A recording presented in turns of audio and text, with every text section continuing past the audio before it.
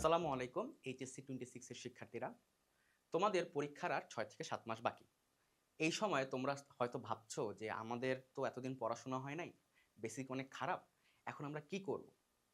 তো এই প্রশ্নের উত্তর নিয়ে এসেছে প্রিজম প্রকাশনী তোমাদের জন্য প্রজেক্ট এইস, একটি অনলাইন প্রোগ্রাম। এই প্রোগ্রামে প্রত্যেকটি বিভাগের প্রত্যেকটি বিষয়ে তোমাদের শিক্ষক দ্বারা তোমাদের এতদিনের জিরো বেসিককে 100% নিয়ে যাওয়ার দায়িত্ব নিয়েছি আমরা। ঠিক আছে? তো পরীক্ষার হলে যে কোনো রকমের অনাকাঙ্ক্ষিত ঘটনা থেকে আমরা তোমাদের শতভাগ গ্যারান্টি দিয়ে রক্ষা করব। আমাদের ক্লাসগুলোতে যদি তুমি মনোযোগ দিয়ে করো এবং এই ক্লাসের বেসিসে তোমাদের আমরা কিছু ম্যাটেরিয়ালস দেব, এটা শীঘ্রই আসছে, সেই ম্যাটেরিয়ালসের বেসিসে পড়াশোনা করো, ইনশাআল্লাহ এইচএসসিতে একটা ভালো ফলাফল আমরা বের করে আনতে পারবো। ঠিক আছে? তো আজকে আমরা প্রজেক্ট এইসের রসায়ন প্রথম পত্রের প্রথম ক্লাসে হাজির হয়েছি। ক্লাস শুরু করার আগে আমি আমার পরিচয়টা দিয়ে দিতে চাই। আমি মোহাম্মদ ফারহান সাদিক, পড়াশোনা করছি ঢাকা বিশ্ববিদ্যালয়ের 22টি সেশনে ভূতত্ত্ব বিভাগ। তো রসায়ন প্রথম পত্রের আজকে আমরা শুরু করব দ্বিতীয় অধ্যায় গুণগত রসায়ন দিয়ে। তো চলো আমরা ক্লাসে চলে যাই। ওকে, গুণগত রসায়নের মূল বিষয়বস্তু হচ্ছে পারমাণবিক মডেল। বিভিন্ন ধরনের পারমাণবিক মডেল আছে, রাদারফোর্ডের model, Thomson model, Bohr model. ঠিক আছে? এরপরে এই সংক্রান্ত বিভিন্ন ম্যাথ, ঠিক আছে, পরমাণু সংক্রান্ত বিভিন্ন ম্যাথ, কেএসপি, কেআইপি। হ্যাঁ, এগুলোই হচ্ছে মূলত মূল বিষয়বস্তু, যেগুলো আসলে তোমার এইচএসসি পরীক্ষায় আসবে, 100% আসবে। তো আজকে আমরা প্রথম ক্লাসে পারমাণবিক মডেল নিয়ে এবং পারমাণবিক বিভিন্ন যে মডেল সমূহ আছে বিজ্ঞানীদের, সেসব মডেল নিয়ে আমরা হচ্ছে টুকটাক আলোচনা করব। ওকে, আমরা খুব বেশি ডিপলি আলোচনা করব না, আবার খুব বেশি কম আলোচনা করব না। যতটুকু করব ততটুকু তুমি ঠিক মতো পড়বা, ঠিক মতো অবজার্ভ করবা, ঠিক মতো আয়ত্ত করবা, এনাফ। ওকে, আচ্ছা, প্রথমে আমরা আসি আমাদের আজকের টপিকে। দেখতে পাচ্ছি পরমাণুর গঠন এবং পরমাণুর মডেল। আচ্ছা, পরমাণুর মডেল কি? ঠিক আছে, পরমাণুর গঠন সম্পর্কে বা পারমাণবিক বা পরমাণুর বিভিন্ন ডিটেলস ইনফরমেশন সম্পর্কে যেই জিনিসটাতে আলোচনা করা হয়, ওই জিনিসটার নামই হচ্ছে পারমাণবিক মডেল বা পরমাণুর মডেল। ঠিক আছে, অর্থাৎ একটা পরমাণু কিরকম, কিভাবে কাজ করে, এর মধ্যে কি আছে, এই যাবতীয় বিষয়বস্তুর ধারণা যে দেয় বা যেটার মাধ্যমে আমরা পাই, সেটাকে বলা হয় পরমাণু মডেল। ঠিক আছে, আজকে পর্যন্ত হাজার হাজার পারমাণবিক মডেল বা পরমাণুর মডেল বিজ্ঞানীরা দিয়ে গেছে, কিন্তু সব গ্রহণযোগ্য হয়নি।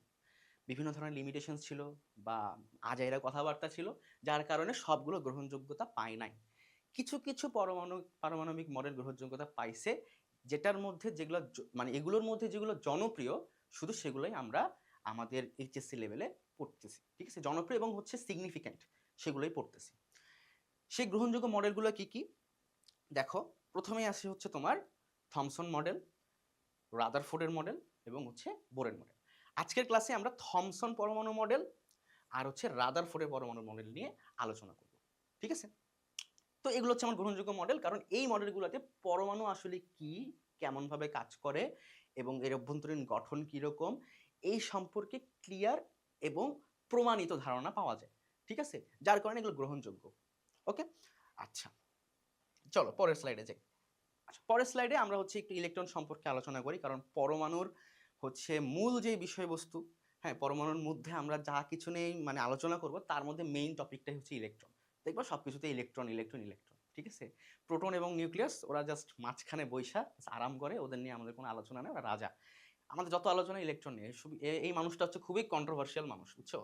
মানে এদের যত আলোচনা এরা নিয়ে, আর কারো নিয়ে আলোচনা নাই। যা কিছু হইতেছে এটা নিয়েই হইতেছে, এ চলে যাইতেছে, এ আসতেছে, মানে এর ট্যান্ট্রামস যত, মনে করো পরমাণুর আর কোনো কিছুর এত ট্যান্ট্রামস নাই। আচ্ছা, ইলেকট্রনের আবিষ্কারকটা কে? J J Thomson. আর আবিষ্কারক কে? J J Thomson. কবে আবিষ্কার করছে? 1897 সালে। ঠিক আছে, আচ্ছা, এখন তোমার হচ্ছে ইলেকট্রন পরমাণুর কোথায় থাকে তোমরা জানো? ইলেকট্রন পরমাণু থাকে শক্তি স্তর বা কক্ষপথে, ইলেকট্রনগুলো থাকে। এটা হচ্ছে ইলেকট্রনের অবস্থা। আচ্ছা, এখন আমরা এই পরের কথাটা কি বলছে দেখো, এই পরের কথাটা বলছে যে হচ্ছে পরমাণুর কক্ষপথে, পরমাণুর কক্ষপথের সংখ্যা সীমাহীন হতে পারে, কিন্তু শুধুমাত্র কয়েকটি নির্দিষ্ট কক্ষপথে ইলেকট্রন বিদ্যমান থাকে। এই কথাটাতে আসার আগে আমরা চলো আগে পরমাণুর মডেলটা আলোচনা করে নিই। মডেলটা আলোচনা করে আমরা আবার এই স্লাইডটাতে ব্যাক করব, ঠিক আছে? আচ্ছা, আমাদের প্রথম পরমাণুর মডেল হচ্ছে থমসন পরমাণু মডেল। ইলেকট্রন আবিষ্কারের ঠিক 1 বছর পর থমসন সার্বিক পর্যবেক্ষণের মাধ্যমে তোমার এই পরমাণু মডেলটা প্রদান করে, ঠিক আছে? প্রবর্তক জে থমসন 1898 সালে। আচ্ছা, এর অপর নাম হচ্ছে কিশমিশ পুডিং মডেল। কি মডেল? কিশমিশ পুডিং মডেল। কেন কিশমিশ পুডিং মডেল বলা হচ্ছে আমি দেখি আগে মূল ধারণাটা বা মূল বক্তব্যটা কি এই পরমাণু মডেলের সেটা আমরা জানি। মূল বক্তব্যটা হচ্ছে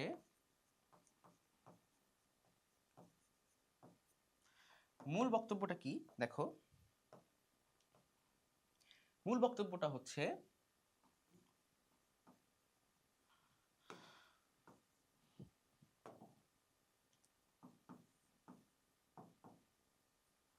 পরমাণু একটি ধনাত্মক তড়িতাহিত গোলক, ঠিক আছে? ধনাত্মক তড়িতাহিত গোলক যার মধ্যে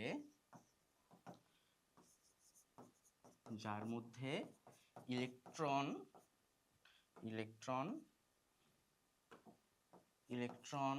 সমূহ ছড়িয়ে ছিটিয়ে থাকে, ঠিক আছে? আচ্ছা, এইটা হচ্ছে আমার এই মডেলটার মূল বক্তব্য। ওকে, এটা আমরা একটু ছোট করে দিই। এটা হচ্ছে আমার মূল বক্তব্য। ওকে, আচ্ছা,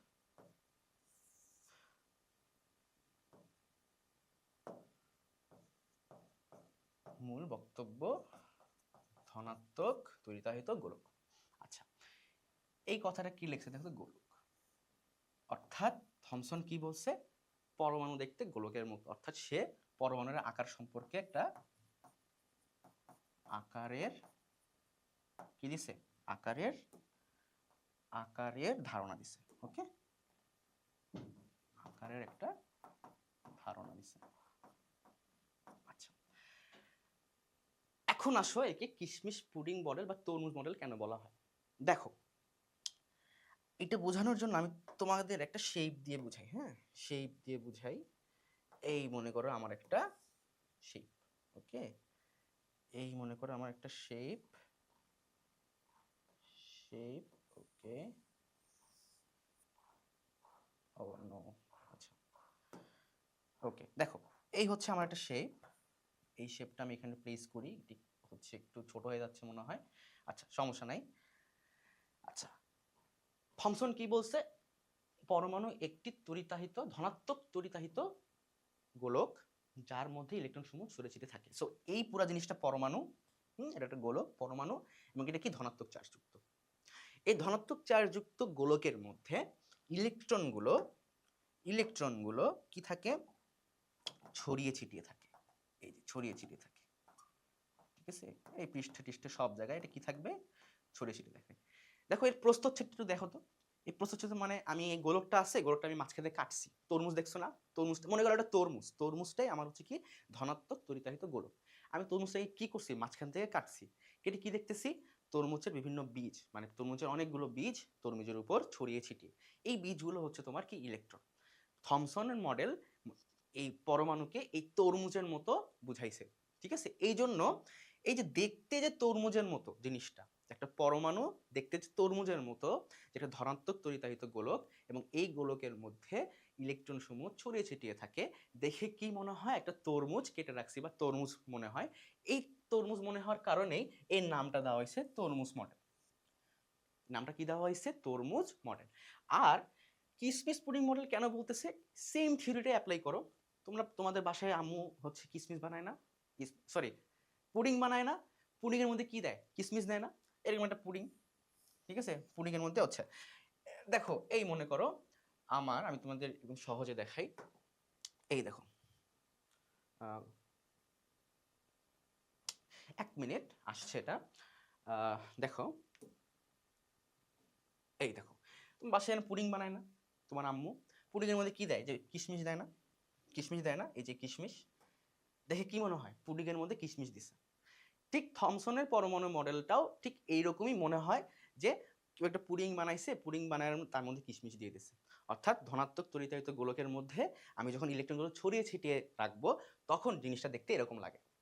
তাই থমসনের মডেলকে হয় তরমুজ মডেল বলা হয়, নয়তো কিশমিশ পুডিং মডেল বলা হয়। ঠিক আছে, এই হচ্ছে আমার কিশমিশ পুডিং মডেল কেন বলা হলো বা তরমুজ মডেল কেন বলা হলো তার ব্যাখ্যা। আচ্ছা, মূল ধারণা আমরা অলরেডি পড়ছি যে পরমাণু একটি ধনাত্মক চার্জযুক্ত গোলক। ঋণাত্মক ইলেকট্রনগুলো পরমাণুর ভিতরে কি থাকে, ছড়িয়ে ছিটিয়ে থাকে বা ছড়িয়ে থাকে, এবং এটি কিশমিশ পুডিং অথবা তরমুজের মধ্যে দেখা যায় জন্য এদেরকে কিশমিশ পুডিং মডেল বা তরমুজ মডেল বলা হয়। ওকে, আচ্ছা, এখন আমি ফার্স্টেই বলছিলাম যে হাজার হাজার পরমাণু মডেল দেওয়া হয়েছে কিন্তু গ্রহণযোগ্য হয়েছে কিছু কিছুই। ঠিক আছে, 3, 4, 5, 6, 7, 8 এরকম। তো থমসন পরমাণু মডেল গ্রহণযোগ্যতার কারণ কি দেখো, 1898 সালে যখন থমসন এই পরমাণুর মডেলটা প্রস্তাব করলো, তখন এই পরমাণু মডেলের কিছু সার্থকতা আছে। সার্থকতা হচ্ছে সেই জিনিসটাই, যেই জিনিসটা দিয়ে আসলে বলা হয় যে এই মানে যেই জিনিসটা আসলে উত্তর দেয় যে এই জিনিসটা কেন গ্রহণযোগ্য। আমি যখন তোমাকে জিজ্ঞেস করব থমসনের মডেলটা কেন গ্রহণযোগ্য, পরীক্ষায় যখন তোমাকে জিজ্ঞেস করবে থমসনের মডেলটা কেন গ্রহণযোগ্য, তখন তোমাকে বলতে হবে এর সার্থকতাগুলো কি কি। এই মডেলটা পরে আমরা কি জানতে পারছি সেটাই হচ্ছে সার্থকতা। এই মডেলটা পরে আমরা কি কি ধারণা পাইছি সেটাই হচ্ছে সার্থকতা। ঠিক আছে, এই সার্থকতাই হচ্ছে গ্রহণযোগ্য কেন তার অ্যান্সার। ওকে, দেখো সার্থকতায় কি বলছে, সার্থকতায় বলছে পরমাণুর আকার সম্পর্কে ধারণা পাওয়া যায়। ওই যে ফার্স্টেই বলছিলাম যে মূল বক্তব্য কি ছিল আমার, পরমাণু একটি ধনাত্মক তড়িতাহিত গোলক। গোলক কি একটা আকার, ঠিক আছে। সো এই যে আকার, আকার সম্পর্কে কি দিছে, ধারণা দিছে।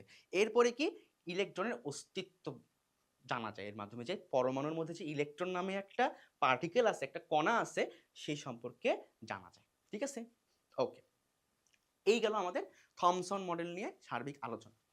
এরপর আসো পরের মডেলটা কি আছে, পরের মডেলটা আছে হচ্ছে রাদারফোর্ডের পরমাণু মডেল। রাদারফোর্ডের পরমাণু মডেল আছে, রাদারফোর্ডের পরমাণু মডেল কি বলছে দেখো, রাদারফোর্ডের পরমাণু মডেল বলছে, এর ফার্স্ট এর পরিচয়টা জেনে নিই। রাদারফোর্ড 1911 সালে রাদারফোর্ডের পরমাণু মডেলটা কি করে, প্রস্তাব করছে। ঠিক আছে, প্রস্তাব করছে। এই মডেল প্রস্তাব করার জন্য সে একটা পরীক্ষা চালাইছিল। ঠিক আছে, একটা পরীক্ষা চালাইছিল, যে পরীক্ষাটার নাম হচ্ছে আলফা কণা বিচ্ছুরণ পরীক্ষা, অথবা কোথাও কোথাও তুমি দেখবা গোল্ড ফয়েল বিচ্ছুরণ পরীক্ষা, যেটা কবে করছে, 1909 সালে। আর এই মডেলটার পরীক্ষাটা করছে কারা, করছে হচ্ছে রাদারফোর্ডের নির্দেশে গাইগার এবং কে, মার্স্টেন। গাইগার এবং মার্স্টেন রাদারফোর্ডের নির্দেশে করছে। রাদারফোর্ড নিজে করে নাই, সে তার সহযোগীদের বলে দিচ্ছে যে এই জিনিসগুলো লাগবে, এই জিনিসগুলো দিয়ে এই প্রসেসে পরীক্ষাটা করো, এবং করে যে রেজাল্টটা আসবে এই রেজাল্টটা আমাকে দাও। ঠিক আছে, দেন তারা রাদারফোর্ডের নির্দেশে গিয়ে পরীক্ষাটা করছে এবং পরীক্ষাটা করে রাদারফোর্ডকে রেজাল্টগুলো দিছে। ওকে, আচ্ছা, এবার আসো রাদারফোর্ডের পরীক্ষা করার জন্য, রাদারফোর্ডের মডেলের পরীক্ষা করার জন্য, অর্থাৎ গোল্ড ফয়েল পরীক্ষা বা আলফা কণার বিচ্ছুরণ পরীক্ষা করার জন্য রাদারফোর্ড কিছু উপকরণ নিছিল। ঠিক আছে, আচ্ছা, উপকরণের মধ্যে সবচেয়ে অন্যতম ছিল হচ্ছে আলফা কণা। এটা হচ্ছে সবচেয়ে বেশি হচ্ছে মানে ইম্পর্টেন্ট। ঠিক আছে, মানে সার্বিক রেজাল্টটা মূলত এই আলফা কণার বিহেভিয়ারের উপর ডিপেন্ড করেই হচ্ছে কি করছে, রেজাল্টটা আনছে, পর্যবেক্ষণটা করছে, প্রস্তাবনাটা আনছে। ওকে, দেখো আলফা কণা আমরা কি নিয়ে আলোচনা করছি, আলফা কণা। আলফা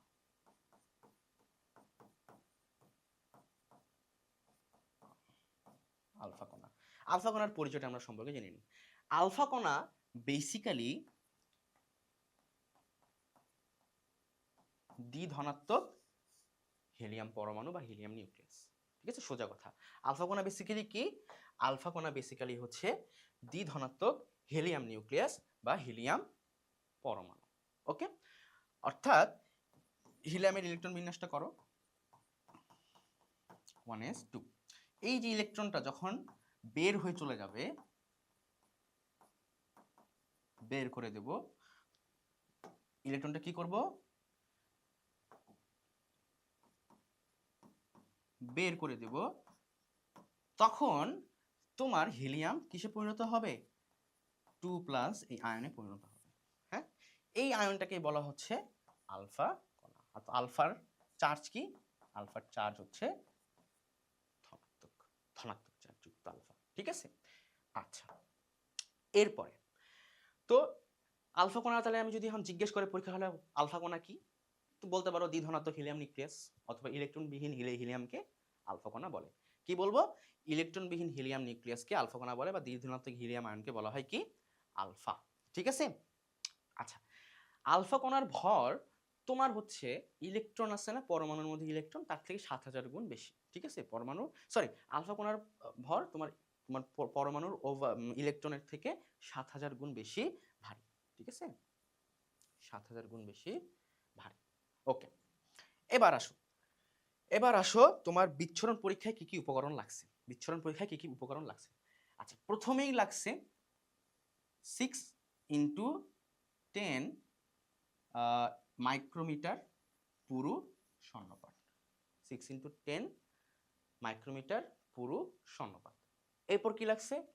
জেডএনএস যুক্ত পর্দা, এটা প্রলেপ যুক্ত পর্দা। ঠিক আছে? এটা কি? জেডএনএস এর প্রলেপ যুক্ত পর্দা বা জেডএনএস এর পর্দা। ঠিক আছে? আর কি লাগছে? চলন্ত ব্লক না, লেড ব্লক। কি লাগছে? Lead block. এখন আমি কি বলছি? আলফা কণা লাগছে, তাই না? আলফা কণা তোমার প্রয়োজন। আলফা কণার উৎস কি? আলফা কণার একটা উৎস লাগবে। আমি আলফা কণা তো বাজারে কিনতে পাওয়া যায় না, যে বলবো যে ভাই একটা আলফা কণা দেন আমি কিনে একটু পরীক্ষাটা করি। আলফা কণাটা উৎস লাগবে। আলফা কণা একটা হচ্ছে তেজস্ক্রিয় রশ্মি। আলফা বিটা গামা নাম শুনছো না? ওটা তেজস্ক্রিয় রশ্মি। সো তেজস্ক্রিয় রশ্মি নির্গত করার জন্য আমার কি লাগবে? যে তেজস্ক্রিয় মৌল লাগবে। সো আমরা কিছু তেজস্ক্রিয় পলিনিয়াম নিছি, যার মধ্যে 7 × 68 মেগা ইলেকট্রোভোল্ট শক্তি বিশিষ্ট আলফা কণা পাওয়া যায়। ঠিক আছে? এই তেজস্ক্রিয় পলিনিয়াম দিয়ে আমি বেসিক্যালি কি করছি? এই আলফা কণার উৎসটা নির্ধারণ করছি। সো আমি কি নিছি? 4 নম্বরে কি নিছি? একটা তেজস্ক্রিয় পলিনিয়াম নিছি। ঠিক আছে? আলফা কণার উৎস, আলফা কণার উৎস। ঠিক আছে? আচ্ছা, এখন প্রত্যেকটা উপকরণ নেওয়ার কারণ কি এটা তোমাদের কাছে আমি একটু ব্যাখ্যা করি। প্রত্যেকটা উপকরণ নেওয়ার কারণ হচ্ছে প্রথমটা কি ছিল আমার? প্রথমটা ছিল আমার লেড ব্লক। আচ্ছা, প্রথমটা আমরা ইয়া দিয়ে শুরু করি, আলফা কণা দিয়ে শুরু করি। ঠিক আছে? আলফা কণা দিয়ে শুরু করি। প্রথমটা কি? আলফা কণা, হুইচ ইজ পলিনিয়াম। ঠিক আছে? আলফা কণা উৎস আর কি পলিনিয়াম থেকে আলফা কণা আসবে আর কি। সো পলিনিয়ামটা আমি প্লেস করলাম মনে করো এক জায়গায়, এই রুমের মধ্যে মনে করো আমি পলিনিয়ামটা প্লেস করছি। এন্ড পলিনিয়াম তো তেজস্ক্রিয় কণা, এর মধ্যে কি মস্তিষ্ক আছে যে হচ্ছে ওকে আমরা বলে দিব পলিনিয়াম তুমি হচ্ছে এই বরাবর, আমি যেদিক তাকাই আছি সেই বরাবর শুধুমাত্র আলফা কণা নিঃসরণ করবা, রুমের যাতে অন্য কোথাও আলফা কণা না যায়। পলিনিয়াম কি আমার কথা শুনবে? শুনবে না। সে কিন্তু তার মতো করে চারিদিকে চারিদিকে চারিদিকে চারিদিকে তেজস্ক্রিয় রশ্মি কি করবে? তেজস্ক্রিয় রশ্মি তোমার হচ্ছে ছড়াবে। এটা আমরা নিয়ন্ত্রণ করতে পারবো না। এটা নিয়ন্ত্রণ করার জন্য আমরা কি নিছি? একটা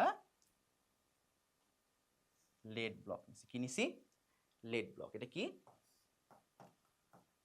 লেড ব্লক নিছি। ঠিক আছে? এটা কি?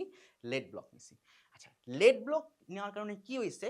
আলফা কণা লেড ব্লককে ভেদ করে চলে যেতে পারে না। ঠিক আছে? আলফা কণা লেড ব্লককে ভেদ করে যেতে পারে না, লেড ব্লকের মধ্যেই অবস্থান করে, সে লেড ব্লককে মানে ভেদ করে চলে যেতে পারবে না। অর্থাৎ আমরা আলফা কণাটাকে কি করতেছি? এখানে নিয়ন্ত্রণ করতেছি। নিয়ন্ত্রণ করার পরে আমরা এখানে কি করলাম? একটা ছিদ্র করে দিলাম। এই দেখো এখানে একটা ছিদ্র করছি। এই দেখো একটা ছিদ্র করছি। ঠিক আছে? এই জায়গায় একটা ছিদ্র করছি। এই ছিদ্র করার কারণ কি? আমি যেই বরাবর আলফা কণাটা বের করতে চাই সেই বরাবর একটা ছিদ্র করছি। অর্থাৎ আমি এদিক দিয়ে আলফা কণাটা বের করতে চাই, কারণ আমি এই বরাবর আলফা কণাটা মারবো, তাই আমি এখানে একটা ছিদ্র করে দিছি। এখন এই ছিদ্র ব্যতীত বাকি সব দিক দিয়ে আলফা কণার বের হওয়া বন্ধ। ঠিক আছে? আলফা কণার বের হওয়া কি? বন্ধ। এখন অর্থাৎ আমি বেসিক্যালি লেড ব্লকটা দিয়ে করলাম কি? আলফা কণার যে তেজস্ক্রিয় রশ্মির বিচ্ছুরণ এটাকে নিয়ন্ত্রণ করলাম। এই দুঃখিত। তো দেখো, যখন আমি এখানে ছিদ্র করলাম তখন বাকি চারিদিক ব্যতীত শুধুমাত্র এই দিক দিয়ে এই দিক দিয়ে আলফা কণা কি হচ্ছে, বিচ্ছুরণ হচ্ছে। আমরা একদিকে আলফা কণার বিচ্ছুরণ নিয়ন্ত্রণ করতেছি। ঠিক আছে, ওকে। এবার আসো আমরা কি করছি, আমরা এবার কি নিছি, এবার নিছি হচ্ছে একটা পুরো স্বর্ণপাত। কি নিছি? পুরো স্বর্ণপাত। ওকে, স্বর্ণপাত। আমরা স্বর্ণপাত এটা দিয়ে আঁকি, যদিও সোনার কালার আমার কাছে নাই ভাই, আমি অত্যন্ত দুঃখিত, তাই আমি সাদা কালার দিয়ে আঁকলাম। স্বর্ণপাতটা খুবই পুরু, হ্যাঁ। এটা হচ্ছে তোমার আমি যদি এটা কিভাবে দেখাচ্ছি, আমি বেসিক্যালি এটা দেখাচ্ছি, যদি মনে করো একটা পাত যদি এরকম হয়, আমি পাতটা আর কি বেসিক্যালি পাত দেখাবো কি দিয়ে, আমার ফোন দিয়ে দেখাই। এই মনে করো আমার একটা পাত, ঠিক আছে, এটা আমার পাত। এই পাতটা আমি এই পাশ দিয়ে দেখাচ্ছি আর কি, এই পুরুত্বটা দেখাচ্ছি, ঠিক আছে, এইটা না, এই পুরুত্বটা দেখাচ্ছি। ওকে, এই পুরুত্বটা কতটুকু পুরু সেটা দেখাচ্ছি। আর আলফা কোণা কোন দিক দিয়ে গেছে? আলফা কোণা গেছে এদিক দিয়ে, ঠিক আছে, এদিক দিয়ে গেছে। আর আমার পুরুত্বটা কোনটা? এটা দিয়ে। এই পুরুত্বটা হচ্ছে তোমার 6 × 10 মাইক্রোমিটার। 6 × 10 মাইক্রোমিটার, ঠিক আছে। সো আমি সোনায় কেন নিলাম? অন্য কোনো পদার্থকে কি মৌল নাই, সরি পরমাণু নাই? তাদের তাদের তাদের অন্য পদার্থ দিয়ে কি এই পরীক্ষাটা সম্পন্ন হইতো না?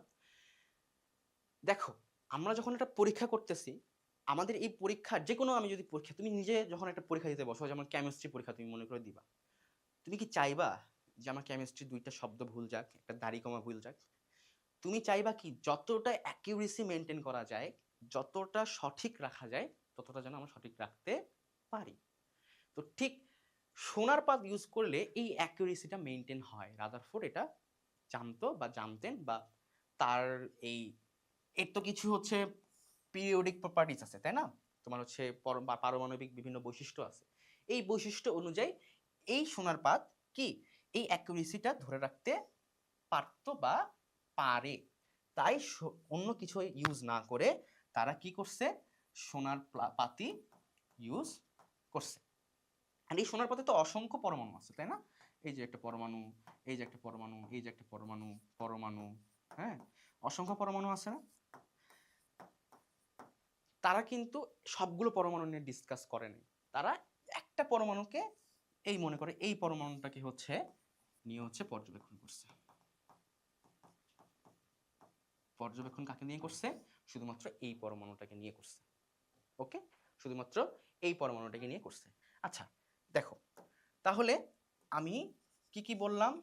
আমি বললাম একটা পলোনিয়াম নিছি, নিয়ে পলোনিয়ামের তেজস্ক্রিয়তাকে নিয়ন্ত্রণ করার জন্য লেড ব্লক নিছি। দেন লেড ব্লকের একটা জায়গায় ছিদ্র করছি, যে দিক দিয়ে আসলে আমার কি বের হবে? আলফা কণা বের হবে। ওকে, অ্যান্ড একটা কি নিছি? সোনার পাত নিছি, একটা পুরো সোনার পাত নিছি, একটা ভালো অ্যাকিউরেসি, একটা ভালো রেজাল্ট পাওয়ার জন্য সোনার পাত নিছি। এবং ঠিক সোনার পাতের পিছনে আমি একটা জিঙ্কের প্রলেপযুক্ত বা জেডএনএস এর প্রলেপযুক্ত একটা আমি পর্দা নিছি। এই পর্দার বৈশিষ্ট্য হচ্ছে, এখানে যখন আলফা কণা হিট করে, তখন এই পর্দার যেই জায়গায় হিট করবে সেই জায়গাটাই একটু হালকা করে আলোর একটা উজ্জ্বলতা দিবে, ঠিক আছে, আলোক উজ্জ্বলতা দিবে, মানে জায়গাটা একটু জ্বলে উঠবে। জ্বলে উঠবে। সো আমরা ওই জ্বলে ওঠা দেখেই বুঝতে পারবো যে আলফা কণাটা এখানে গিয়ে হিট করছে, ঠিক আছে, আলফা কণাটা গিয়ে এভাবে জ্বলে উঠবে। দেখো, আলফা কণা গিয়ে এভাবে কি হবে? এরকম করে জ্বলে উঠবে। এই জ্বলে ওঠা দিয়ে বুঝবো যে এখানে একটা আলফা কণা হিট করছে, ঠিক আছে। অর্থাৎ আলফা কণার গতিপথটা কিরকম পরমাণুর মধ্যে দিয়ে এই হিট করলে বুঝতে পারবো। যেমন মনে করো আমার পরমাণু হচ্ছে এইটা, হ্যাঁ, এখন যদি আমি এই বরাবর একটা আলফা কণা মারি, তাহলে এটা হিট করার কথা কোথায়? এখানে। কিন্তু কোনো কারণে যদি আলফা কণাটা তোমার হচ্ছে এখানে হিট না করে এই দিক দিয়ে মারছি, যাওয়ার কথা এদিক দিয়ে না গিয়ে এখানে হিট করলো, তখন অবশ্যই এখানে নিশ্চয়ই কোনো একটা ঘাপলা আছে। এই ঘাপলাটাই বের করার জন্য এই পরীক্ষাটায় আলফা কণা ইউজ করা হয়েছে, এবং এই আলফা কণা কিভাবে ঘাপলা করতেছে সেটা জানার জন্য জেডএনএস ব্যবহার করা হয়েছে। ওকে, আচ্ছা আচ্ছা, ওকে ওকে, চলো আমরা এবার পরীক্ষাটায় চলে যাই। উপকরণ কেন কোনটা নেওয়া হয়েছে এটা আমরা জেনে গেছি। এখন চলো আমরা উপকরণে তোমার পরীক্ষাটায় চলে যাই, যে পরীক্ষাটা আসলে কেমনে করা হয়েছে। তার আগে তোমাদেরকে আমি একটা হচ্ছে মডেল দেখাই, ঠিক আছে, মডেল দেখাই। চলো আমরা সবকিছু লাইভ দেখবো। আমরা এখন এই পরীক্ষাটা নিজেরা করব, ঠিক আছে, এখানে আমরা নিজেরা করব। তো মনে করো তোমরা হচ্ছে আমার আচ্ছা তোমরা হচ্ছে রাদারফোর্ড, আমি তোমার পরীক্ষক। তোমরা আমাকে বলছো যে আপনি আমাদেরকে এই পরীক্ষাটা করে দেন। তো আমি গিয়ে আসছি ল্যাবরেটরিতে, এই হচ্ছে আমার সেটআপ। আমার কাছে তো রিয়েল সেটআপ নাই, আমরা হচ্ছে একটা ডিজিটাল সেটআপ সিমুলেশনের মাধ্যমে এটা করব, ঠিক আছে? তো দেখো এটা হচ্ছে আমার একটা, এই যে এখানে দেখো এখানে একটা এই পুরুত্বটা দেওয়া আছে, ওকে, পুরুত্বটা এখানে দেওয়া আছে, ওকে ওকে। দেখো এরপরে এটা হচ্ছে আমার সোনার পাত মনে করো, ঠিক আছে? এই হচ্ছে আমার আলফা পার্টিকেলস, এখানে এটার মধ্যে আর কি বেসিক্যালি এটাই আমার লেড ব্লক, এর মধ্যে কি পলিনিয়াম। দেখো এটা আমার লেড ব্লক, এটাকে যদি তুমি চিন্তা করো, এটা চিন্তা করো, এটা ইমাজিন করো, দেখো এটা লেড ব্লকটা দেখতে এরকম ছিল না? লেড ব্লকটা দেখতে এরকম ছিল না? দেখো তো, এই যে এরকম ছিল না লেড ব্লক, আর এর মধ্যে এটা পলিনিয়াম, ঠিক আছে? তো তখন পলিনিয়াম আর লেড ব্লক দিয়ে করা হইতো, এখন আধুনিক যুগ, এখন এরকম আধুনিক আলফার সোর্স পাওয়া যায়, আলফা লাইট পাওয়া যায়, এই আলফার সোর্স দিয়ে হচ্ছে তোমার এটা করা, ঠিক আছে? সো আমরা মনে করি এটাকে, দেখো দেখতে কিন্তু সেম, লেড ব্লক ভিতরে পলিনিয়াম। তো আমরা এখন এটা দিয়ে করব, ওকে? তখন কি করি আমরা হচ্ছে, আসো আমরা হচ্ছে পরীক্ষাটা শুরু করি। আলফা শুরু করে দিছি, দেখো আলফা শুরু করে দিছি না? এখন দেখো তো পর্যবেক্ষণটা কি, দেখো ভালোভাবে দেখবা, ঠিক আছে? ভালোভাবে দেখবা কি হইতেছে। দেখো কিছু পরমাণু একদম সোজা চলে যাচ্ছে, দেখছো? এই যে সোজা চলে যাচ্ছে, এই দেখো এই যে সোজা চলে যাচ্ছে, হ্যাঁ? কিছু পরমাণু কি হচ্ছে দেখো, কাছাকাছি এসে ধাক্কা খাচ্ছে, এই যে এটা ধাক্কা খাইছে, ধাক্কা খেয়ে বসে চলে গেছে। আর একটা দেখো ধাক্কা খেয়ে একটু গতিপথ পরিবর্তন করে বসে চলে গেছে, ঠিক আছে? আবার কিছু পরমাণু কি হইতেছে দেখো, আহ হচ্ছে তোমার ধাক্কা লেগে ব্যাক আসতেছে। আর এটা খুব কম হবে, কারণ প্রতি 20,000-এ একটা করে। সো এটা আমি হচ্ছে একটু ওয়েট করতে হবে দেখার জন্য যে কখন এটা ব্যাক হয়। তো ততক্ষণ আমরা ওয়েট করে আমরা ক্লাসের ডিউরেশন বাড়াবো না। তো এদের মধ্যে কিছু থাকবে, এই যে একটা গেছে, বাট এটা ওই পাশে চলে গেছে, এটা তো সোজা চলে আসে, ঠিক আছে? বাট আসবে, তো এখানে ওয়েট করতে হবে। সো আমাদের ওয়েট করার সময় নাই, আমরা হচ্ছে তোমার ইয়াতে পদার্থের মানে তোমার স্লাইডে চলে যাই, ঠিক আছে? স্লাইডে চলে যাই। তো আমরা এখন এই পরীক্ষাটা কিভাবে হয় সেটা এখন আমরা ব্যাখ্যা করে দেখব, ঠিক আছে? ওকে, এখন আসো আমরা একটু আগে সিমুলেশন দেখছি যে কেমনে কি হচ্ছে, এখন আমরা এটা বোর্ডে দেখব, ঠিক আছে? একদম ডিটেইলসে। আচ্ছা দেখো, ফার্স্টে আমরা কি নিছিলাম? ফার্স্টে আমরা নিছিলাম এটা লেড ব্লক, ঠিক আছে? নিছিলাম কি? লেড ব্লক, ওকে, ছিদ্রযুক্ত লেড ব্লক। এর মধ্যে কি বসাইছি? এর মধ্যে বসাইছি পলিনিয়াম, যেটা কিনা আমাদের আলফা কণার উৎস। এরপরে কি নিছি? একটা সোনার পাত নিছি, এবং ওই সোনার পাতের হচ্ছে তোমার একটা খুবই চিকন একটা সোনার পাত নিছি, এবং ওই সোনার পাত থেকে একটা পরমাণু পর্যবেক্ষণ করতেছে। তাই এখানে আমি একটা ওই সোনার পাতের একটা পরমাণু আঁকবো, ঠিক আছে? আচ্ছা পরমাণুটা একটু ইয়ে হয়ে গেছে, তো আমরা এখানে একটা সুন্দর একটা পরমাণু আঁকি, হ্যাঁ, পরমাণু, এবং এটার মাঝখানে কি? এটার মাঝখানে তোমার আমার নিউক্লিয়াস, মানে পরমাণু, এটা তোমার আমার না, পরমাণু নিউক্লিয়াস। আচ্ছা এরপরে এখানে একটা আমি কি দিব? পর্দা দিব। কিসের পর্দা? জিঙ্ক সালফেটের পর্দা, ঠিক আছে? ZnS। তো আমরা পরীক্ষাটা কি দেখছো, আমরা সিমুলেশনে কি দেখছো এটা মনে করো। 3 রকমের পরমাণু ইলেকট্রন ছিল, 3 রকমের ইলেকট্রন ছিল। একটা ইলেকট্রন কি করছে? সোজা পথে গিয়ে পর্দাকে হিট করছে, রাইট? সোজা পথে গিয়ে পর্দাকে হিট করছে, সোজা পথে গিয়ে পর্দাকে হিট করছে, ঠিক আছে? কোনো ধরনের বাঁকাবেকি নাই, যেটা তার গতিপথ ছিল এই সোজা হাইটা গিয়ে ওই সোজা গিয়ে ধাক্কা দিয়েছে, মানে ওই সোজা গিয়ে হচ্ছে ZnS এর পর্দা গিয়ে হিট করছে, ওকে? আচ্ছা আরেক টাইপের ইলেকট্রন কি ছিল? যারা কিনা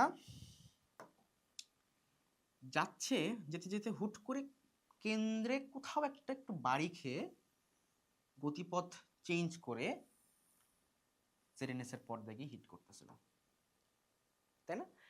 আর আরো একটা টাইপের আছে, আরো একটা টাইপের ইলেকট্রন ছিল যারা কিনা যেই পথে গেছে ঠিক সেই পথে আবার ফিরে আসতেছে। তাহলে 3 রকমের ইলেকট্রন। একটা ইলেকট্রন কি সোজা গিয়ে ZnS কে হিট করতেছে, এবং যারা সোজা গিয়ে ZnS এ হিট করতেছে তারা 99% ইলেকট্রনই সোজা গিয়ে ZnS কে হিট করতেছে, ঠিক আছে? কিছু পরমাণু ইলেকট্রন কি করতেছে, যে হচ্ছে সোজাসুজি যাচ্ছে, গিয়ে কেন্দ্রে কোথাও একটা বাড়ি খেয়ে আমার পর্দা হিট করতেছে।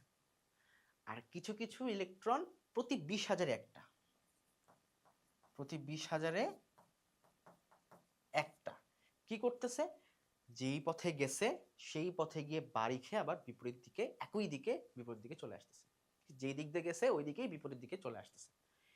এই হচ্ছে তোমার রাদারফোর্ডের আলফা কণা বিচ্ছুরণ পরীক্ষার মানে পর্যবেক্ষণ। ওকে, আচ্ছা পর্যবেক্ষণ বলতে মানে হইতেছে দেখতে পাচ্ছি আমরা। এখন যেটা আমরা দেখতে পাচ্ছি সেটার ভিত্তিতে আমরা কিছু আমরা নিজেদের কমন সেন্স থেকে দেখো রাদারফোর্ডের মডেলটা আমরা সলভ করব নিজেদের কমন সেন্স। দেখো 99% কমন সেন্স তোমরা ইউজ করবা, ঠিক আছে? তোমরা এখন বলো দেখি কি কি হতে পারে। দেখো 99% ইলেকট্রন কি করতেছে, সোজা পথে চলে যাচ্ছে, কোনো ধরনের বাঁকাবাকি নাই, একদম সোজা চলে যাইতেছে এবং গিয়ে তোমার হচ্ছে পর্দায় হিট করতেছে। তার মানে কি, রাস্তায় সবকিছু ফাঁকা, এগুলো সবকিছু নাই, কিছু নাই এই জায়গায়, এগুলো সব ব্ল্যাঙ্ক, রাইট? এগুলো সব কি ব্ল্যাঙ্ক, এগুলো ব্ল্যাঙ্ক। যেহেতু 99% মানে অধিকাংশই চলে যাচ্ছে, অর্থাৎ বলতে পারি আমরা পরমাণুর অধিকাংশ স্থানে কি ফাঁকা। এরপরে কিছু পরমাণু কি হইতেছে, আমার সোজা যাইতেছে, যাইতে যাইতে হুট করে এই কেন্দ্রের কাছাকাছি গিয়ে হালকা একটু ধাক্কা খেয়ে তোমার গতিপথ চেঞ্জ করে সোজা গতিপথ একটু কোণ হয়ে তোমার হইতেছে এই পর্দায় গিয়ে হিট করতেছে। তার মানে কেন্দ্রে এমন কিছু একটা আছে যেটা কিনা এই আলফা কণার গতিপথ চেঞ্জ করতে বাধ্য করতেছে। এখন কি থাকতে পারে চিন্তা করো তো, আলফা কণা কি, আলফা কণা ধনাত্মক, রাইট? যদি এখানে এমন কিছু থাকতো যেটা আলফা কণাকে আকর্ষণ করতো, সেটিকার দিকে যাইতে পারতো, যাইতে পারতো না, এখানে গিয়েই শেষ হয়ে যেত আলফা কণা। কিন্তু এমনটা হচ্ছে না, ধাক্কা দিচ্ছে। এই ধাক্কাটা কিসের ধাক্কা হতে পারে? অবশ্যই আকর্ষণ না হলে কিসের ধাক্কা, বিকর্ষণের ধাক্কা। সো কেন্দ্রে সিমিলার চার্জযুক্ত এমন কিছু আছে যেইটাকে সে বিকর্ষণ করে গতিপথ চেঞ্জ করতে বাধ্য হচ্ছে। সো কেন্দ্রে কি আছে, কেন্দ্রটা কি, আমাদের কেন্দ্রটা ধনাত্মক, ধনাত্মক চার্জ কি করতেছে, বিকর্ষণ করতেছে, করে গতিপথ চেঞ্জ করতে বাধ্য করতেছে। আচ্ছা এখন একটা জিনিস চিন্তা করো, মনে করো আমার সামনে একটা ওয়াল আছে, আমি একটা টেনিস বল নিছি, টেনিস বল নিয়ে ওয়ালটাকে জোরে এরকম করে একটা কি করছি, ওয়ালে হচ্ছে বলটা ফিকে মারছি, মানে ছুঁড়ে মারছি, ফিকে মারছে হচ্ছে আঞ্চলিক ভাষা, ছুঁড়ে মারছি। ছুঁড়ে মারার কারণে কি হইতেছে, বলটা ওই দেয়ালটাকে ভেদ করে ওই পাশে না গিয়ে আমার দিকে আবার চলে আসতেছে, তাই না? সো দেয়ালটা কেন আমার দিকে চলে আসতেছে, দেয়ালটা যদি কোনো একটা ফোমের দেয়াল হইতো তাহলে কি হইতো, বলটা ভেদ করে ফোম টোম ভাঙা চলে যেত। দেয়ালে ভাঙতে পারতেছে না কারণ দেয়াল অনেক মজবুত এবং ভারী একটা কাঠামো, ঠিক আছে? সো অবশ্যই যেই আলফা কণাগুলো এই কেন্দ্রকে পার করতে পারতেছে না, অর্থাৎ এই কেন্দ্রে অবশ্যই কোনো একটা ভারী কাঠামো বা ভারী কিছু একটা আছে, যার কারণে আলফা কণাগুলো একে ধাক্কা মেরে ভেদ করে চলে যেতে পারতেছে না, বরং ধাক্কা লেগে পিছনে চলে আসতেছে, ঠিক আছে? তো অবশ্যই এর মাঝখানে এটা অনেক কি, এটা অনেক ভারী, রাইট? তো আমরা কি কি পাইলাম, তিনটা বিহেভিয়ার দেখে একটা পাইলাম হচ্ছে অধিকাংশ স্থান ফাঁকা, একটা পাইলাম অনেক ভারী, কেন্দ্রটা আমার অনেক ভারী, আর একটা পাইলাম তোমার হচ্ছে কেন্দ্রটা কি পজিটিভ চার্জযুক্ত। ওকে, এরপর আসো পরেরটাতে কি বলছে দেখো, এখন এগুলাই আমরা পড়বো। পরেরটাতে বলছে যে হচ্ছে 99% আলফা কণা তাদের গতিপথ পরিবর্তন না করে স্বর্ণপাত ভেদ করে সোজা চলে যাচ্ছে। ওকে, কিছু আলফা কণা তোমার হচ্ছে গতিপথ থেকে সামান্য বিচ্যুত হয়ে স্বর্ণপাত ভেদ করে পর্দায় আঘাত করে, আর কিছু 20,000-এ প্রতি 20,000 আলফা কণার মধ্যে একটি কণা সোজা বিপরীত দিকে ফিরে আসে। যেটা যেগুলো তোমাদের সাথে আমি আলোচনা করলাম মাত্র, সেগুলারই রেজাল্টটা বললো। এবার আমরা সবাই মিলে পর্যবেক্ষণ করছি না, তুমি আমি পর্যবেক্ষণ করছি, মানে এই পর্যবেক্ষণগুলো মিলে কিনা দেখি। পরমাণুর অধিকাংশ স্থান ফাঁকা, মিলছে। পরমাণুর কেন্দ্রে ধনাত্মক চার্জযুক্ত, মিলছে। পরমাণুর সমস্ত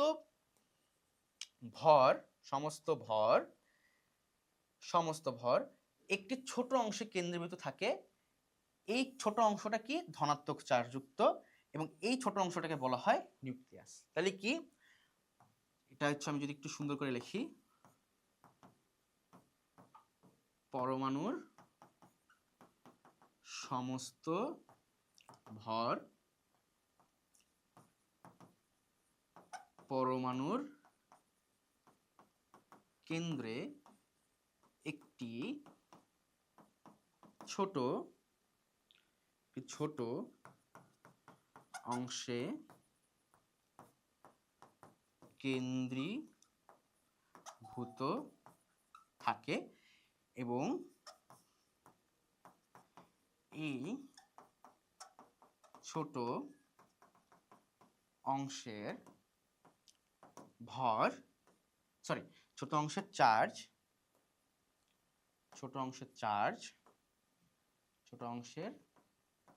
চার্জ কি ছোট অংশের চার্জ ধনাত্মক। ঠিক আছে, তাহলে পরমাণুর সমস্ত ভর পরমাণুর কেন্দ্রে একটি ছোট অংশে কেন্দ্রীভূত থাকে এবং এই ছোট অংশের চার্জ কি ধনাত্মক। এই ধনাত্মক চার্জ থেকে বেসিক্যালি প্রোটন বলা হচ্ছে। হ্যাঁ, আর নিউক্লিয়াসের যে আয়তন সেটাকে আমরা নিউক্লিয়াস বলতেছি। আচ্ছা, এই যে কেন্দ্র, এই পরমাণুর সমস্ত ভর পরমাণুর কেন্দ্রে একটি ছোট অংশে কেন্দ্রীভূত থাকে বা পুঞ্জীভূত থাকে এবং এই ছোট অংশের চার্জ ধনাত্মক, একে কি বলতেছি আমরা? একে নিউক্লিয়াস বলতেছি। ঠিক আছে, আমার বডি শেষ হয়ে গেছে, দেখছো? একে নিউক্লিয়াস বলতেছি আমরা। ওকে, এটাকে কি বলতেছি আমরা? নিউক্লিয়াস। ওকে, এই যে নিউক্লিয়াস, এই নিউক্লিয়াসের আয়তন তোমার টোটাল পরমাণুর আয়তনের তুলনায় অতি ক্ষুদ্র এবং খুবই ছোট জায়গা। ওকে, আচ্ছা, পরবর্তীতে দেখি। এবার আসো, আমরা যে রেজাল্ট পাইছি পরীক্ষার, এবং এই রেজাল্ট এবং হচ্ছে তোমার পর্যবেক্ষণ, analysis, result and analysis, result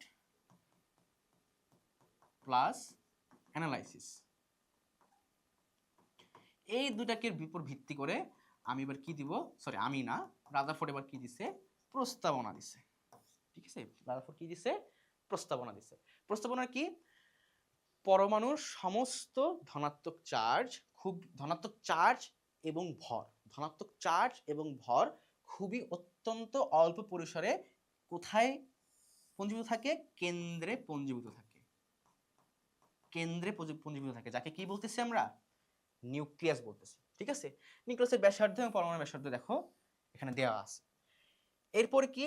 ঋণাত্মক চার্জযুক্ত ইলেকট্রনগুলো নিউক্লিয়াসের চারপাশে বিভিন্ন কক্ষপথে সূর্য এবং গ্রহের মতো ঘুরতে থাকে। অর্থাৎ ঋণাত্মক চার্জগুলো ইলেকট্রন নিউক্লিয়াসের চারিদিকে সূর্য এবং গ্রহের মতো ঘুরতে থাকে। পরমাণুর প্রায় 99% থেকে 97% ভর নিউক্লিয়াসে কেন্দ্রীভূত থাকে এবং পরমাণুর ধনাত্মক এবং ঋণাত্মক চার্জের পরিমাণ সমান থাকে। এই ধনাত্মক এবং ঋণাত্মক চার্জের পরিমাণ সমান থাকার জন্য এই পরমাণু, যে কোনো পরমাণু চার্জ নিরপেক্ষ হয়ে থাকে। ঠিক আছে, ঘূর্ণায়মান ইলেকট্রনের উপর দুটি বল কাজ করে, একটা হচ্ছে তোমার কেন্দ্রবিমুখী আর হচ্ছে কেন্দ্রমুখী, এবং এই দুটি বল একে অপরের বিপরীত এবং সমান মানের। আচ্ছা, তো আমরা একটু দেখো, এই জিনিসটা আমরা একটু বুঝি। এই জিনিসটা আসলে কি? এই জিনিসটা আমরা একটু বুঝি।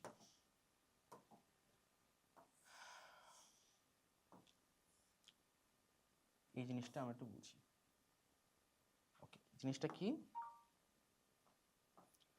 জিনিসটা হচ্ছে, দেখো, এটা হচ্ছে আমার একটা পরমাণু, এটা নিউক্লিয়াস, চারিদিকে ইলেকট্রন ঘুরতেছে।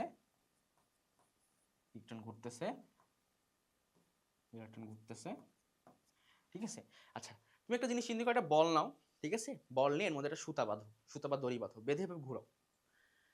দেখবা বলটা ছিটকে যাওয়ার একটা প্রবণতা দেখাচ্ছে, মানে দড়িটা যদি না থাকতো বলটা ডেফিনেটলি ছিটকে চলে যেত। ঠিক আছে, যে কোনো বৃত্তাকার পথে তোমার হচ্ছে ঘূর্ণায়মান যে কোনো বস্তু এরকম ছিটকে যাওয়ার প্রবণতা থাকে। ছিটকে যাওয়ার প্রবণতা কেন আসে? কেন্দ্রবিমুখী বলের কারণে। আচ্ছা, যেই বলটাকে তুমি এভাবে ঘুরাইতেছো এবং এটা ছিটকে যাওয়ার প্রবণতা দেখাইতেছে, সেটা যে কারণে ছিটকে যেতে পারতেছে না, সেটা হচ্ছে কেন্দ্রবিমুখীর বলের বিরুদ্ধে কাজ করা আরেকটি বল, যেটাকে বলতেছি আমরা কেন্দ্রমুখী বল। অর্থাৎ এই সুতাটা কিসের কাজ করতেছে? কেন্দ্রমুখী বলের কাজ করতেছে। অর্থাৎ বলটা চলে যেতেছে, ছিটকে চলে যেতে চাইছে, কিন্তু এই সুতাটা বলতেছে কি, না, তোকে আমি যাইতে দিব না, তুই আমার দিকে থাক। সো কেন্দ্রবিমুখী বলের বিরুদ্ধে কেন্দ্রমুখী বল কাজ করতেছে। ঠিক আছে, সমান এবং বিপরীতমুখী। যদি তোমার হচ্ছে কেন্দ্রবিমুখী বল কেন্দ্রমুখী বলের থেকে বেশি হয়ে যায় তখন কিন্তু দড়িটা ছিঁড়ে যাবে এবং দড়িটা ছিঁড়ে গিয়ে এটা বল ছিটকে পড়ে যাবে। এখন পরমাণুর মধ্যে এই জিনিসটা রিলেট করা সম্ভব না, আমি জাস্ট হচ্ছে উদাহরণ দিলাম একটা। তো পরমাণুর মধ্যে যেটা হয়, ইলেকট্রন যখন ঘুরতেছে তখন ইলেকট্রনের এরকম ছিটকে চলে যাওয়ার একটা প্রবণতা থাকে এই ঘোরার কারণে, ঠিক আছে। কিন্তু ইলেকট্রন যেহেতু ঋণাত্মক, আর এটা হচ্ছে যে তোমার ধনাত্মক চার্জ বিশিষ্ট নিউক্লিয়াস, এই ঋণাত্মক ধনাত্মকের আকর্ষণ বলের কারণে একটা হচ্ছে কেন্দ্রমুখী বল কাজ করে। এই কেন্দ্রমুখী বল কাজ করার কারণে কেন্দ্রবিমুখী বল আর কেন্দ্রমুখী বলের মাঝখানে একটা সামঞ্জস্য বলতে একটা হইতেছে ট্রিটি হয়ে যায়, যে না ঠিক আছে তোমাকে আমি যাইতে দিব না, আমি চলে যেতে চাই, ও চলে যেতে দিবে না, তাহলে ঠিক আছে তুমিও যাও না, আমিও তোমাকে টানবো না, তুমি এখানে ঘুরতে থাকো, ঠিক আছে। অর্থাৎ মূল কথা হচ্ছে, এসব কথা বাদ, মূল কথা হচ্ছে ইলেকট্রন যখন ঘুরতেছে তখন ইলেকট্রন কিসের প্রবণতা দেখাচ্ছে? ছিটকে পড়ে যাওয়ার প্রবণতা দেখাচ্ছে, ঠিক আছে। কিন্তু ইলেকট্রনের সাথে নিউক্লিয়াসের একটা আকর্ষণ বল থাকার কারণে ইলেকট্রন কেন্দ্রের সাথে একটা কেন্দ্রমুখী বলে আবদ্ধ হয়ে যাচ্ছে, এবং এই কেন্দ্রমুখী বিমুখী বল পরস্পর কি সমান এবং বিপরীতমুখী, সমান ও কি বিপরীতমুখী। সমান এবং বিপরীতমুখী হওয়ার কারণে ইলেকট্রন যেই পথে ঘোরে সেই পথেই আজীবন ঘুরতেই থাকতেছে, ঠিক আছে।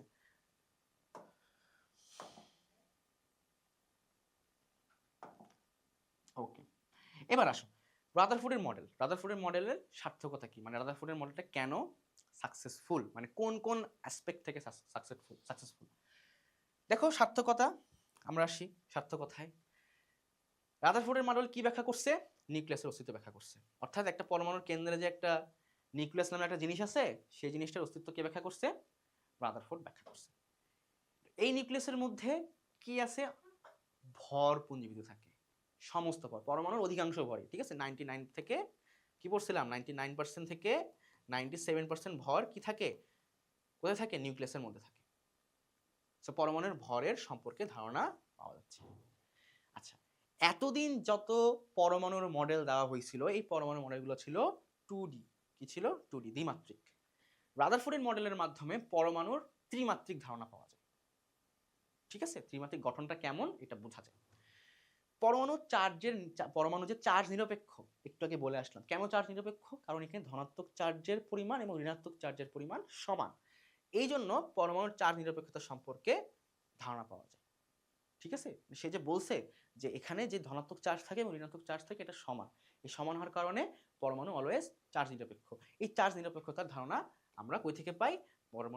রাদারফোর্ডের পরমাণুর মডেল থেকে পাই, ঠিক আছে।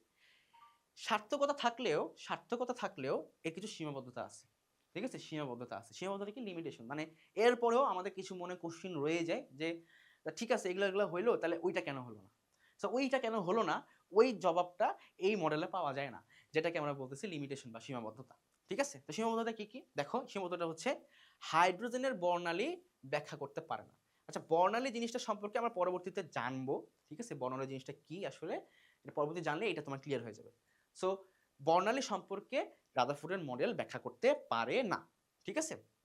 আচ্ছা, বর্ণালী হচ্ছে তোমার ইলেকট্রন যখন হচ্ছে নিউক্লিয়াসকে কেন্দ্র করে ঘোরে, সে যদি কোনো কারণে উচ্চ শক্তি স্তর থেকে নিম্ন শক্তি স্তরে আসে তখন সে শক্তি বিকিরণ করে, ঠিক আছে। শক্তি বিকিরণ করার কারণে সে হচ্ছে বিভিন্ন রকমের কালার দেখায়, লাল নীল সবুজ বেনি আসহ কলা আছে না, সেই কালার দেখায়। এই কালারগুলোকে বলা হয়, মানে অনেক রঙের সমাহারকে বলা হয় বর্ণালী, ঠিক আছে। আগের দিনে তোমার হচ্ছে এত আধুনিক যন্ত্রপাতি ছিল না, যন্ত্রপাতি না থাকার কারণে মানে একাধিক ইলেকট্রন বিশিষ্ট পরমাণু নিয়ে কাজ করা একটু টাফ ছিল, ইম্পসিবল ছিল বলতে গেলে, নিয়ারলি ইম্পসিবল ছিল, কারণ আগেকার দিনে এত আধুনিক যন্ত্রপাতি ছিল না। তো হাইড্রোজেন একমাত্র পরমাণু যার একটা ইলেকট্রন, এবং একে নিয়ে কাজ করা খুবই সোজা, এই জন্য হাইড্রোজেন নিয়েই আর কি কথাবার্তা বলা হয়েছে। তো মেইনলি কথা হচ্ছে হাইড্রোজেনের বর্ণালী ব্যাখ্যা করতে পারে না। আচ্ছা, ইলেকট্রনের কক্ষপথ, মানে ইলেকট্রন যে পথে ঘুরতেছে এর আকার এবং আকৃতি সম্পর্কে কোনো ধারণা দেওয়া নেই। ইলেকট্রনের কক্ষপথ বলতে এখানে বুঝাইছে যে পথে ঘুরতেছে, যে পথে পরিভ্রমণ করতেছে, তার আকার এবং আকৃতি সম্পর্কে কোনো ধারণা দেওয়া নাই। ম্যাক্সওয়েলের তড়িৎচুম্বকীয় তত্ত্ব রাদারফোর্ডের পরমাণু মডেল ব্যাখ্যা করতে পারে না। ম্যাক্সওয়েলের তড়িৎচুম্বকীয় তত্ত্ব কি জিনিস? ম্যাক্সওয়েল বলছে ইলেকট্রন যখন নিউক্লিয়াসকে কেন্দ্র করে ঘোরে, একটা সময় ইলেকট্রনের শক্তি শেষ হয়ে নিউক্লিয়াসে পতিত হবে, ঠিক আছে। এটা হচ্ছে ম্যাক্সওয়েলের তড়িৎচুম্বকীয় তত্ত্ব। অর্থাৎ ইলেকট্রন এই ধনাত্মক চার্জ কেন্দ্র করে ঘুরতে ঘুরতে, এই যে কেন্দ্র করে ঘুরতে ঘুরতে একটা সময় ঘুরতে ঘুরতে ঘুরতে সমস্ত শক্তি শেষ হয়ে সে কেন্দ্রে পতিত হবে। কিন্তু রাদারফোর্ডের মডেল অনুযায়ী এটা কেন হবে না বা কেন হবে বা এর বিষয়ে ক্রস এক্সামিনেশন যেটা, সেটা রাদারফোর্ডের মডেলে করা হয় নাই। সো ম্যাক্সওয়েলের তড়িৎচুম্বকীয় তথ্য ব্যাখ্যা করতে সক্ষম না। কিছু তোমার হচ্ছে ইলেকট্রন এবং যে প্রোটন অর্থাৎ নিউক্লিয়াস, ইলেকট্রন এবং প্রোটন, এগুলা কি একটা ধনাত্মক চার্জযুক্ত একটা ঋণাত্মক চার্জযুক্ত, ইলেকট্রন ঋণাত্মক, প্রোটন কি ধনাত্মক। এই ধনাত্মক এবং ঋণাত্মক চার্জ এর যে তুলনা সে কার সাথে করছে, গ্রহ এবং সূর্যের সাথে করছে, যারা কিনা নিরপেক্ষ একটা বস্তু বলতে চলে, ঠিক আছে, ওটা বস্তু, ওটা কিন্তু কোনো চার্জ পার্টিকেল না। সো একটা নিরপেক্ষ বস্তুর সাথে তারা যে চার্জীয় বস্তুর হচ্ছে তুলনা করছে, এই তুলনাটা সঠিক নয়, ঠিক আছে। এবং ইলেকট্রনগুলো নিউক্লিয়াসের চারিদিকে যে একে তো আকার আকৃতির কোনো ধরনের ধারণা দেয় নাই, কিন্তু এর চারিদিকে কিভাবে পরিবহন করতেছে সেই সম্পর্কেও কোনো ধারণা রাদারফোর্ডের মডেলে পাওয়া যায় না, ঠিক আছে। রাদারফোর্ডের মডেলে পাওয়া যায় না জন্য তোমার এই পাঁচটা রাদারফোর্ডের মডেলের সীমাবদ্ধতা, এবং এই সীমাবদ্ধতাকে উপর ভিত্তি করে বা এই সীমাবদ্ধতাকে উপর লক্ষ্য রেখে পরবর্তীতে বিভিন্ন বিজ্ঞানী, এরপর বোর, তারপর ডাল্টন, তারপরে হইতেছে আরো বিজ্ঞানী, আধুনিক যে রসায়ন আমরা পড়ছি, আরো অনেক বিজ্ঞানীর অবদানে আমরা হচ্ছে নতুন যে রসায়ন, আধুনিক যুগের রসায়ন, সেটা আমরা পাইছি। সো আমরা আজকের ক্লাসে রাদারফোর্ডের পরমাণু মডেল পর্যন্তই পড়ব। পরের ক্লাসে আমরা পড়ব হচ্ছে বোরের পরমাণু মডেল, ঠিক আছে, বোরের পরমাণু মডেল। তাহলে আজকে আমরা এই পর্যন্তই। আগামী ক্লাসে তোমাদের সাথে দেখা হবে ইনশাআল্লাহ। ক্লাসটা কেমন লাগলো অবশ্যই কমেন্ট সেকশনে জানাবা, কোনো প্রশ্ন থাকলে কমেন্ট সেকশনে জানাবা, আমি সেটা অবশ্যই উত্তর করার চেষ্টা করব। কোনো ভুল ভ্রান্তি হইলে আমি এক্সট্রিমলি সরি, ঠিক আছে। তো হচ্ছে দেখা হবে আগামী ক্লাসে। আল্লাহ হাফেজ।